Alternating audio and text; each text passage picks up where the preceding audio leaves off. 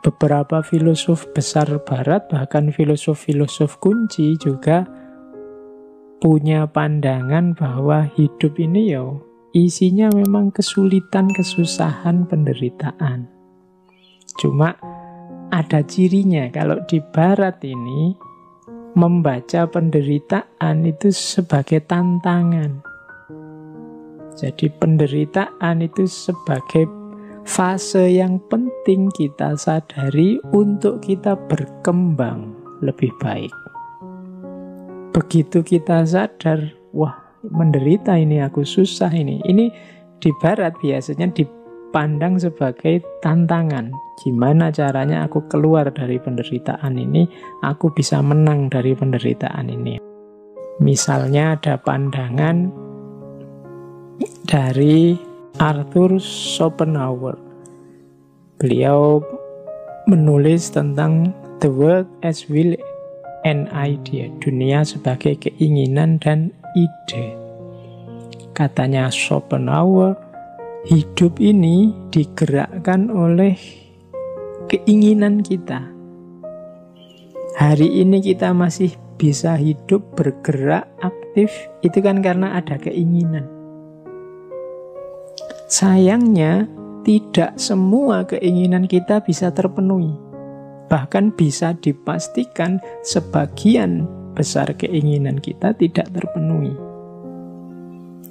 Nah, akhirnya apa? Karena keinginan kita tidak semua terpenuhi, kan lahir kekecewaan-kekecewaan, lahir kesedihan-kesedihan, lahir penderitaan.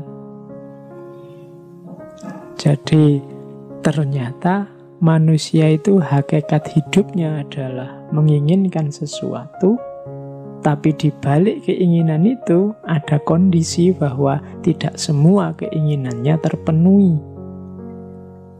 Berarti apa? Hidup ini ternyata intinya memang sulit. Kalau gitu apa gunanya hidup? Bunuh diri aja kok, katanya Arthur Schopenhauer. Jangan dikira bunuh diri itu bebas dari penderitaan, bebas dari keinginan. Justru bunuh diri itu kita terjebak pada keinginan yang lain. Keinginan untuk mati, keinginan untuk tidak ada masalah kalau saya sudah mati. Bisa-bisa kita tertipu. Jadi ingin bebas dari penderitaan dengan mengakhiri hidup, karena menganggap hidup ini serba penderitaan, tapi kita terjerat oleh penderitaan yang baru, terjerat oleh keinginan yang baru. Jalannya, katanya Schopenhauer, bukan dengan cara mengakhiri hidupnya, tapi apa? Mengontrol keinginannya.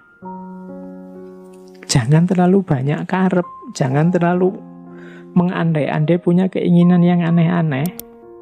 Jadi solusi untuk mengakhiri penderitaan. Jadi katanya Schopenhauer, diatur saja keinginannya. Jangan menginginkan yang aneh-aneh, yang tidak terjangkau, sehingga kita tidak banyak kecewa. Nah, itu gayanya Arthur Schopenhauer.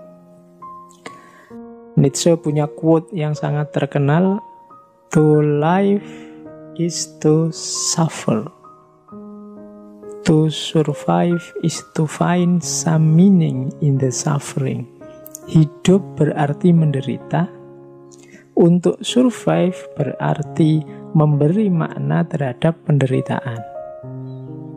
Jadi katanya Nietzsche, tidak bisa, hidup itu memang isinya penderitaan. Caranya biar tidak menderita, biar selamat dari penderitaan apa? Kalau di Nietzsche find some meaning in the suffering. Temukan makna dalam penderitaan. Jadi tempelkan judul, tempelkan makna agar penderitaan ini tidak berbunyi penderitaan. Mahasiswa yang tidak lulus-lulus, jangan dikasih judul tidak lulus-lulus, nanti stres. Beri saja judul mahasiswa yang harus lebih banyak belajar lagi, mahasiswa yang diberi kesempatan untuk belajar lebih lama, dan seterusnya. Itu namanya give some meaning. Jadi Kalau kita membaca secara lugu, ya penderitaan tetap penderitaan, tapi jalan keluarnya apa? Tempeli makna yang cocok sehingga tidak menderita. Kalau ada orang membentak kita, misalnya kita melakukan apa yang menurut kita benar, menurut dia salah, jangan dibaca itu sebagai bentaan kemarahan, tapi baca saja itu sebagai peringatan kepedulian, simbol kasih sayang. Wah, kita tidak jadi sakit hati. Jadi hidup ini memang menderita, tapi ada jalan keluarnya. To survive is to find some meaning in the suffering. Beri makna saja yang cocok sesuai keinginanmu, yang membuatmu bahagia. Kalau di Nietzsche ada istilah Ja-Sagen. Ja-Sagen ini salah satu istilah yang terkenal dari Sartre yang artinya mengiyakan hidup. Hidup ini memang penderitaan, tapi jangan ditolak. Iyakan hidupmu. Apapun situasi yang menyakitkanmu, iyakan. Terima dulu. Karena kalau kita menolak situasi, kita tidak akan bisa keluar dari masalah, tidak akan bisa keluar dari penderitaan yang kita hadapi. Maka pertama-tama, ya sahen, mengiyakan hidup. Situasi kita hari ini yang serba rumit, serba tidak jelas gara-gara corona, kita sebut saja memang sedang rumit dan sedang tidak jelas. Itu namanya mengiyakan. Jangan melarikan diri, jangan menganggap tidak ada masalah. Ada masalah, ya diterima, kita memang sedang bermasalah. Karena kalau mengiyakan saja belum, ya kita tidak akan ngerti ada masalah, apalagi mencari jalan keluar dari masalah. Jadi tipsnya Nietzsche selanjutnya, ya, iyakan dulu masalahmu. Nah, baru kalau sudah diiyakan, sekarang keinginanmu apa? Kalau menurutmu ini menyakitkan, membuatmu menderita, keinginanmu apa? Jadi, oke, kalau keinginanmu itu wujudkan. Kalau keinginanmu itu, ya lakukan. Jangan diam saja, jangan malas, jangan lemah. Jangan jadi orang yang ingin dikasihani. Perjuangkan, wujudkan will to powermu. Kalau makna letternya keinginan untuk menang, keinginan untuk berkuasa. Jadi ada masalah, kita menderita, iyakan. Oke, iya, saya memang ada masalah, saya memang menderita, saya memang sulit. Iya, tapi saya ingin keluar dari penderitaan ini, saya ingin melakukan ini, saya ingin membuahkan itu, saya ingin menghasilkan ini, wujudkan itu. Jangan jadi orang lemah, jangan jadi orang yang ingin dikasihani. Itulah nanti will to power. Jadi kalau Schopenhauer ada masalah karena kita banyak keinginan, ya sudah, kalau ingin tidak banyak masalah, dibatasi saja keinginannya.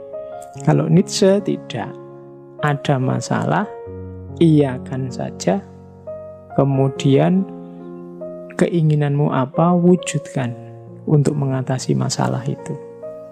Nah, jadi kalau Nietzsche malah perjuangkan, wujudkan. Kalau di Schopenhauer kontrol dan batasi. Bedanya itu. Ada lagi Albert Camus tentang penderitaan. Kalau di Camus kemarin kan penderitaan itu, kenapa hidup ini menderita? Karena hidup ini absurd. Apa yang dimaksud absurd dalam hidup ini? Hidup ini isinya penuh kontradiksi-kontradiksi, ketidakjelasan-ketidakjelasan. Kita seperti Sisyphus. Bagaimana Sisyphus ini oleh dewa dihukum untuk menggelindingkan batu dari bawah gunung ke atas. Kalau sudah sampai di atas, dilepaskan lagi, menggelinding ke bawah, dia disuruh ngambil lagi, didorong lagi ke atas, sampai atas, dilepaskan, digelindingkan ke bawah, terus dia ke bawah lagi, dibawa lagi ke atas, terus digelindingkan ke bawah, terus begitu, tidak ada akhirnya. Hidup kita, katanya kamu seperti ini. Tidak jelas. Jadi apa target, apa tujuan, apa yang kita lakukan ini sering tidak sinkron.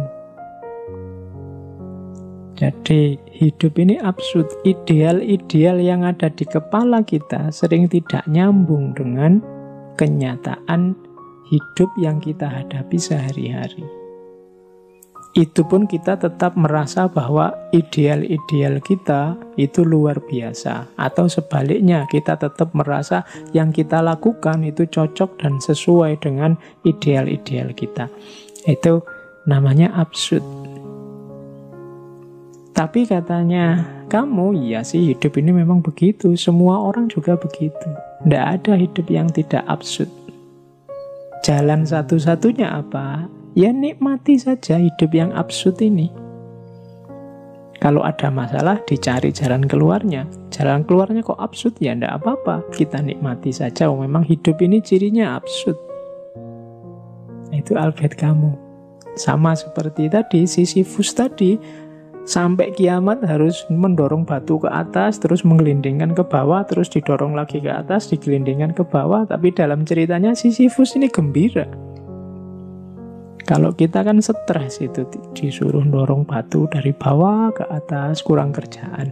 Tapi sebenarnya kita dalam banyak aktivitas juga kayak Sisyphus ini, kurang kerjaan.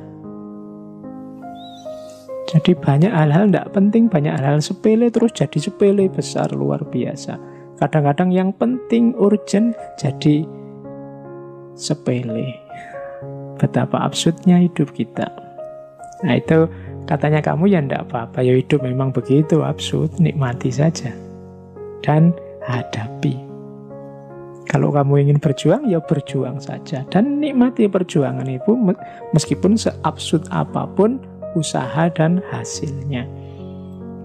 Nah, dari 3 tokoh ini mungkin bisa tergambar.